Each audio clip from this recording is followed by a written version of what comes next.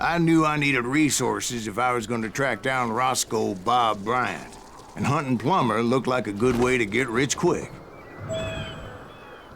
As the local vigilantes exposed him as the leader of the bandits, and put a generous price on his head. Plummer rallied his gang to plunder one last gold mine before making their escape, and that's where I thought I'd find him.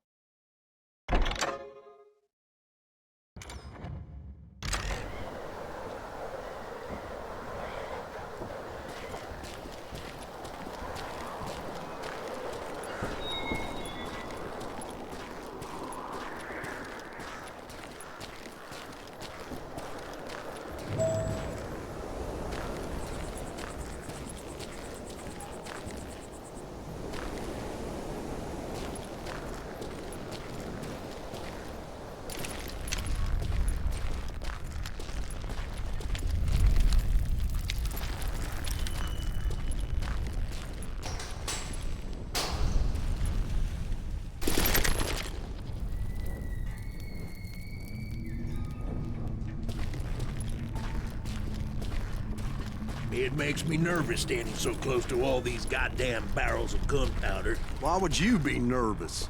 No one has the cojones to come after us. As long as you don't light up a cigar, we're fine. Besides... My late father pointed out to me more than once.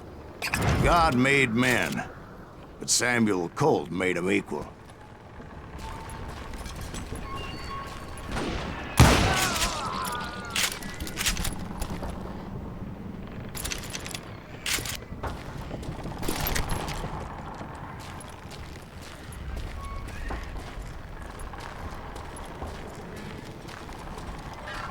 I knew that dynamite wasn't mine, so I decided the polite thing would be to return it.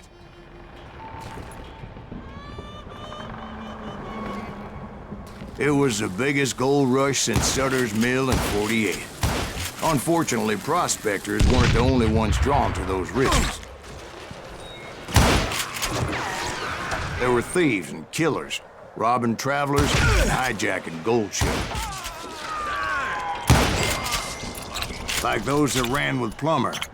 Some were just regular folks I knew from town, drawn by greed and easy pickings. Charlie Crow, the blacksmith. James, who worked in the stable. Damn you! Sam and Jeremiah Barber, the butcher's sons. Ordinary citizens who lived a double life. Stealing and thieving and murdering their neighbors.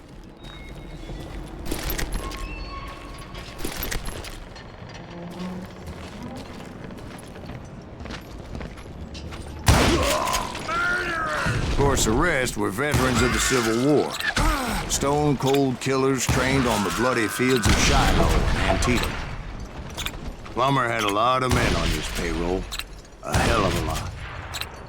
That son of a bitch pretended to protect the public with one hand while stealing them blind with the other. He set up a defensive perimeter which I had no idea how to breach.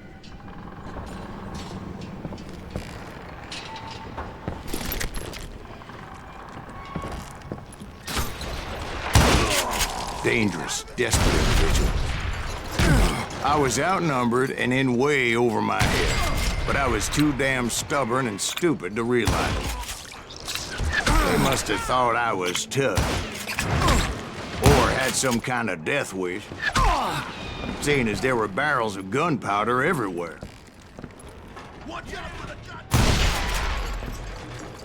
One stray bullet, one stray spark, and I'd be blown to hell and gone. Did I have any second thoughts about what I was doing? No.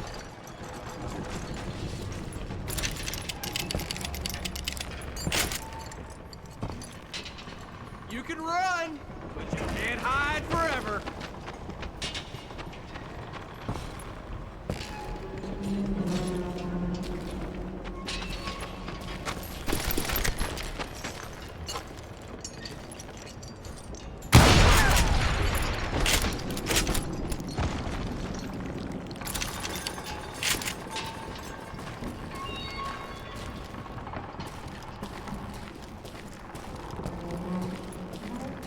I thought I was some kind of hero.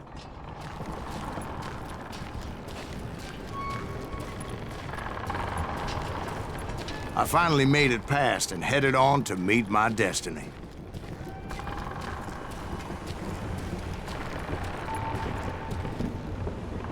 But first, I had something I needed to figure out. I had a few ideas on how to get into that mine, but once I made my decision, I knew there was no turning back.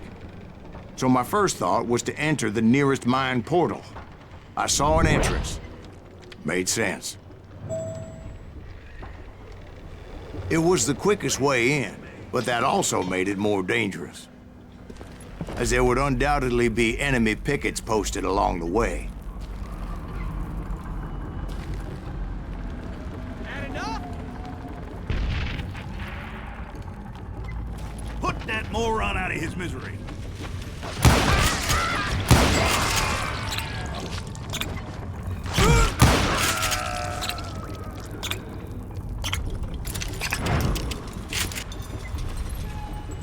Can't hide forever!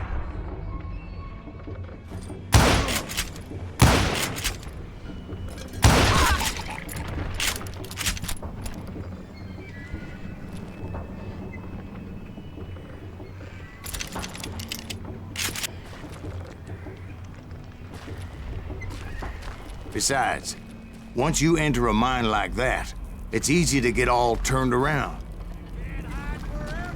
And that confusing maze of corridors wouldn't even be the worst of it.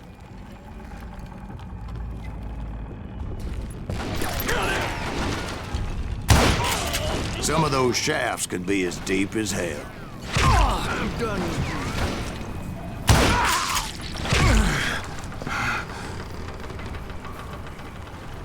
Get out of here!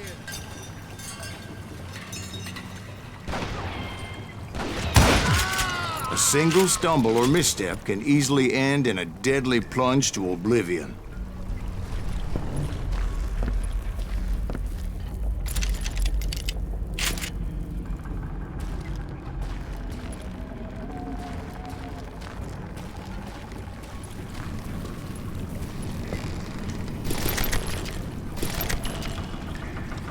Hey, I'll flank him.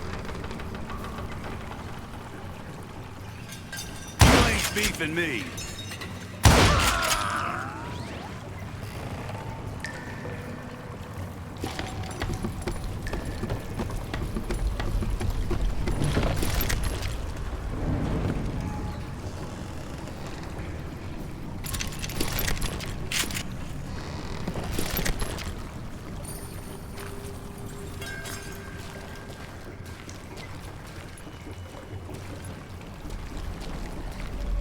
Quick reflexes often make up for a lack of common sense. Luckily, I was never one to be easily bushwhacked. I would just need to be careful not to blow myself to kingdom come.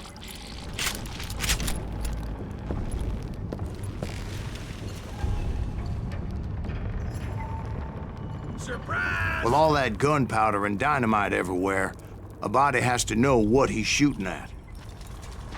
Get out of here!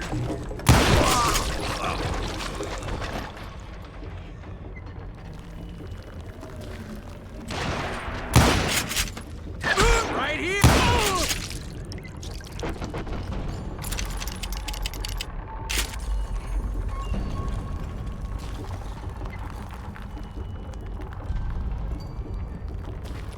One wrong bullet could have turned that mine into a dad-blasted tube.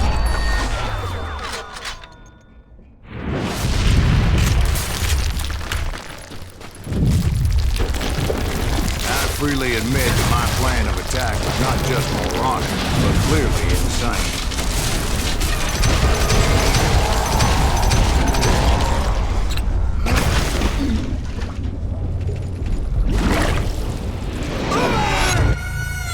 It's a good thing that I abandoned that ridiculous plan before I even tried it. Instead, I spotted a ladder, a way into the mine from the opposite side.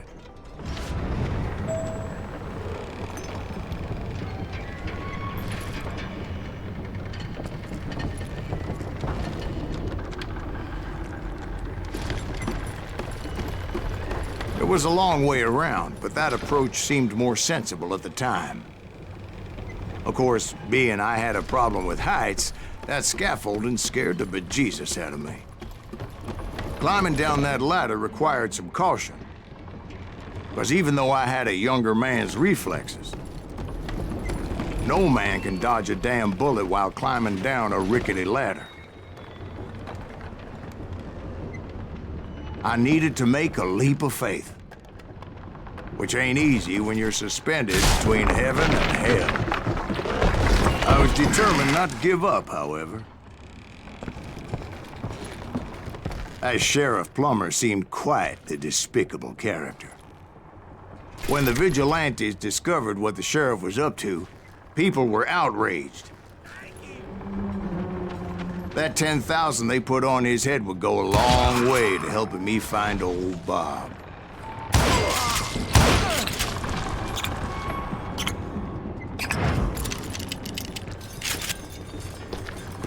Time to die! And I had made it my mission to settle that score come hell or high water.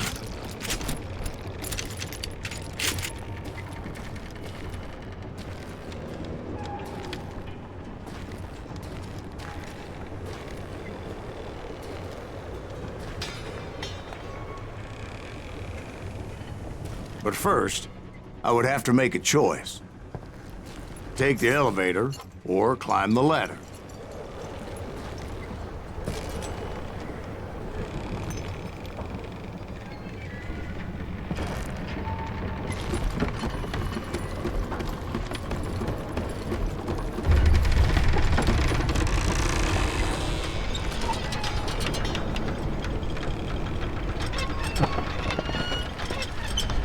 I wanted to use the element of surprise.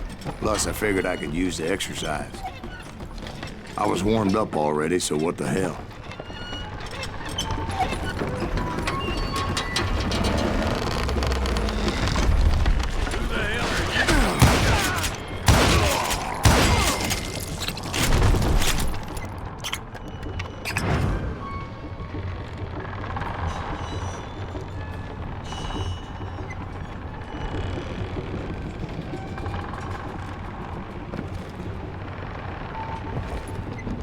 Plummer was a mad dog killer, and the people of Nevada City deserved better.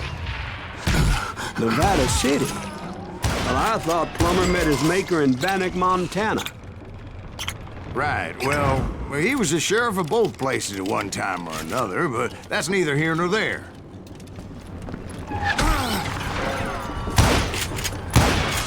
The point was, taking him down would save a lot of lives, including my own.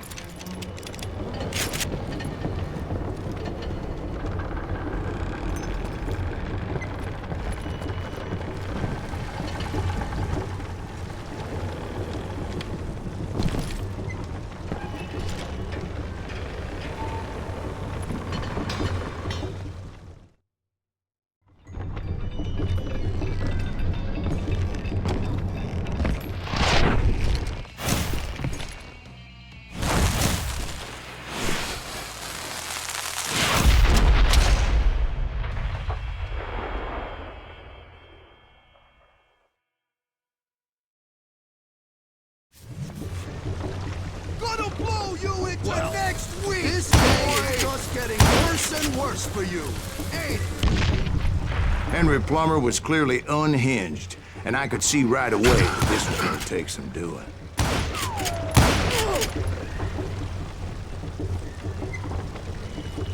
Lucky shot! No blood money for you today!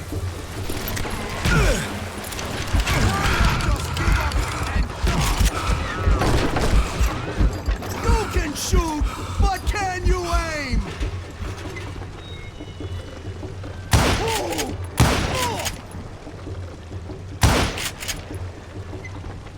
I'm going all medieval on your ass. I need some help here. Come on, boys, take this cocksucker out. I'll live.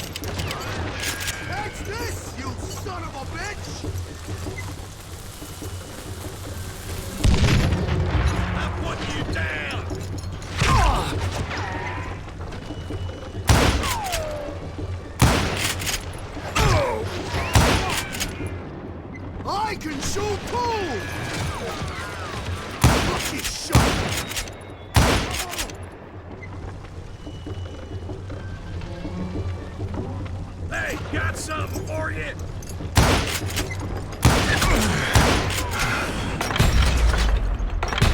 Oh, you sweet boy!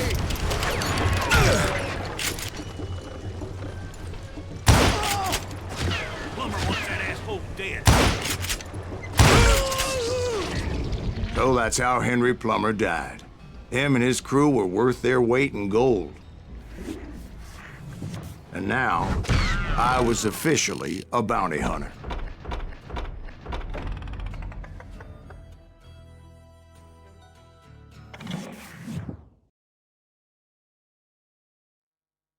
So, did you finally go after that Bob feller? Well, I heard word he was in Kansas with John Wesley Hardin. So that's where I went. Where in Kansas? Abilene. Why do you ask, Ben? No reason. Was Hardin as fast as Ringo? Ringo was fast, but John Wesley was as fast as the devil himself.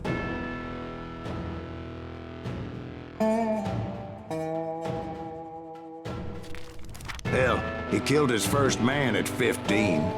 From that day forward, he had a price on his head and wouldn't back down for nobody, not even Wild Bill Hickok himself.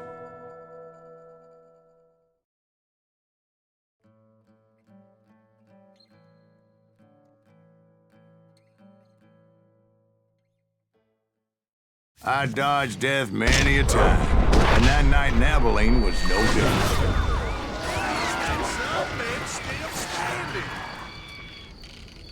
I was there with the intention of finding that bastard Bob and collecting the bounty on John Wesley.